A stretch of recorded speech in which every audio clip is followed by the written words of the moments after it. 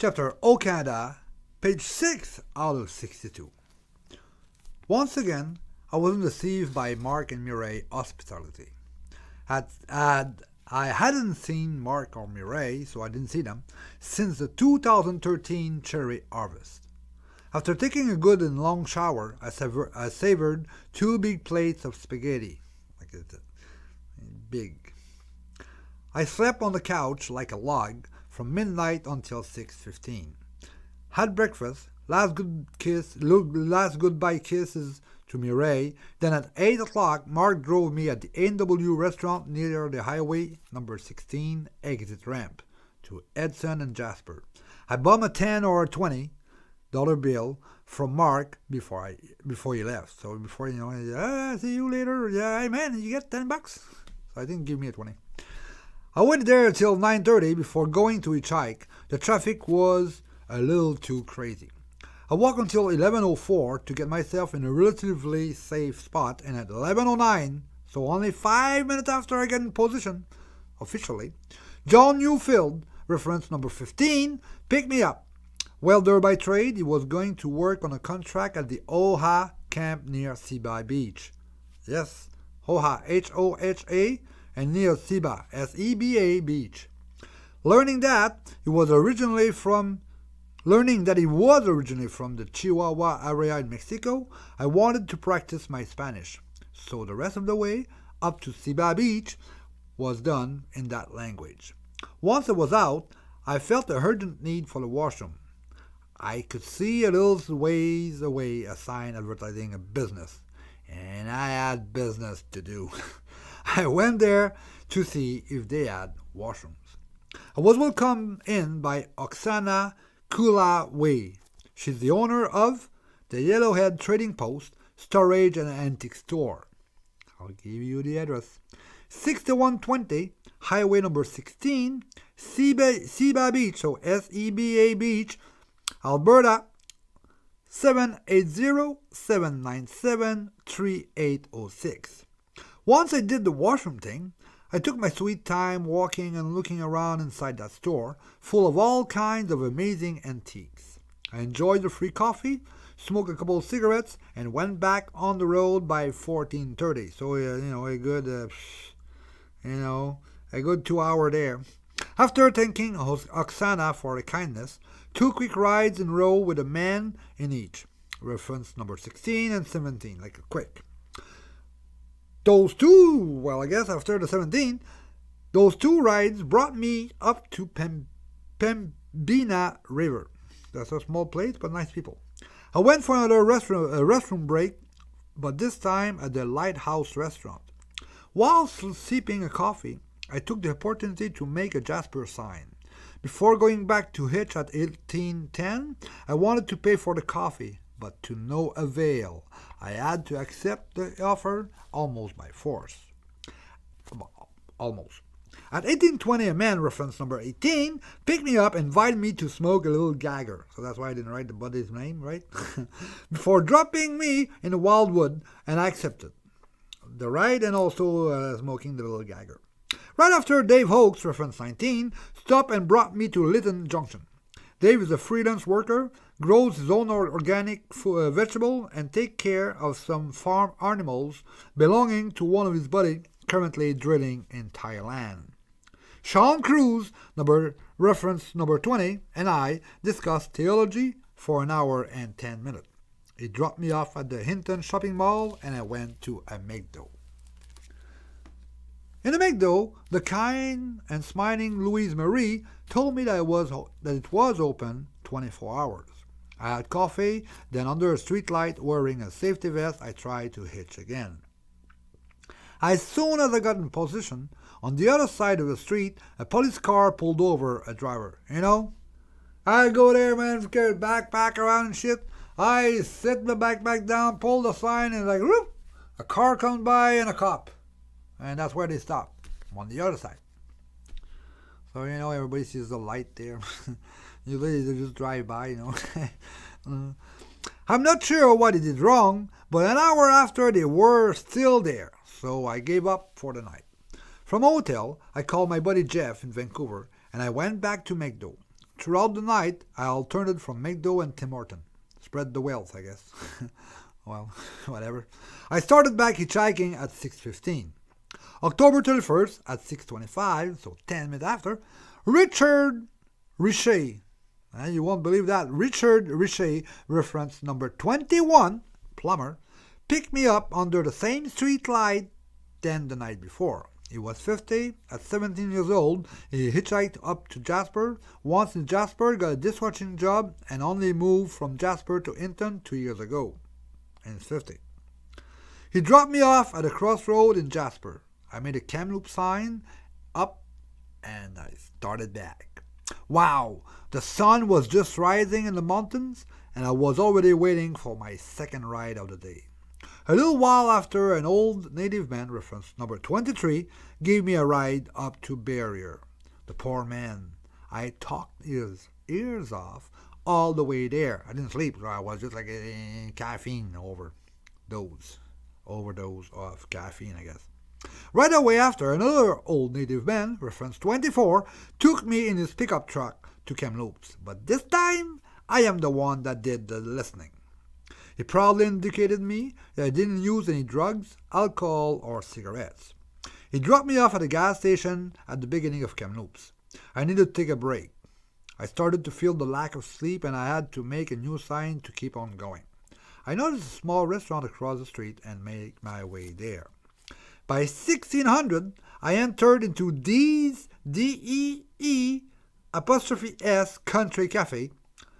Phone number 250-377-8545.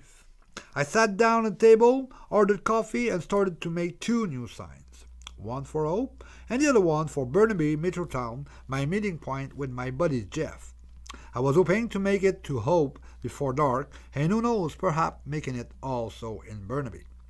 While I was working on my signs, Kathy, my waitress, told me that a client was buying my coffee and whatever else I wanted. So I took a soup and bread buns as well. I thanked everyone and I left. I walked until it was pitch dark and made it to the other end of the city. I spent this warm night downtown with all the trick-or-treaters. I meant it was beautiful. It's like plus 12, 16. So at 2 o'clock in the morning, everybody, woohoo! And, kind of the female portion of the population practically were like not much, well, I mean, not bikini and stuff, but no overcoat, that's for sure. When I woke up at 7:15, I had slept under some small trees near the number 1 alleyway exit ramp, just right close to it. When I wake up, I remember two things.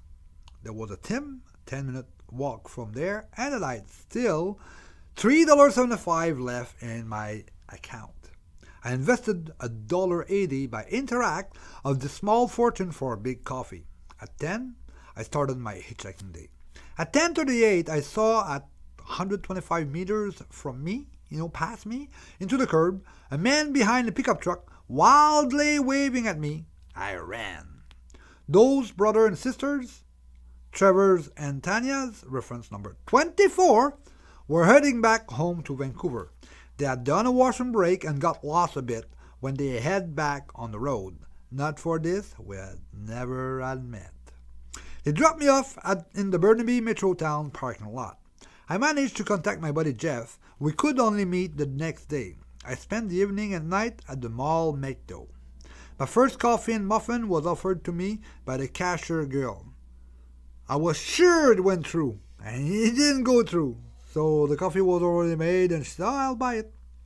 I talked to a group of young teenagers sitting next to me, and they gave me their prior night candies and goodies harvest. Hey, a bunch of 14, 15-year-olds, they all have the candies in the backpack, man. And I ate candies all night. I was like coffee and coffee beans and chocolate like high in the morning. When I rolled and smoked butts outside, a man gave me a $5 bill. It's not bad. You go in the roll of a couple of butts there and it's $5. He tried to give me more than that, but I only accepted the $5. More than enough to spend the night. I used my sleepless night to write by hand the cover page of the first 2 pages of this chapter in both languages. So the cover page and the first 2 pages. My buddy Jeff, with another buddy, Paul, came to pick me up by 1 p.m. Yahoo! The goal of the first part of this trip was accomplished. We spent the major part of the afternoon and the evening in a park, talking, laughing, and playing crib. Jeff still had in his van one of my tents. I had like 2-3 tents of summer, so one left in his van. Thanks, Jeff. I slept in it somewhere in that park. The next morning, I had breakfast with Jeff. Then I walked a little 2 hours to Vancouver downtown. I stayed there 3 days, made good of the main library. I transcribed what I had written down during my night at the Metro Town Mall, McDo. I slept those 3 nights at the Union Gospel Mission Emergency Shelter, MAT program. You showed up